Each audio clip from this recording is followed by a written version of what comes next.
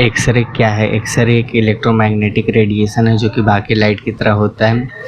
X ray का नाम x ray इसलिए पड़ा क्योंकि जब एक्सरे का निर्माण हुआ तो उस टाइम कोई इक्विपमेंट नहीं था जो इसकी वेवलेंथ एनर्जी को नाप सके, इसलिए इसका नाम एक्सरे रखा गया क्योंकि एक्स को मैथमेटिक में अज्ञात चीज़ों के लिए उपयोग किया जाता है।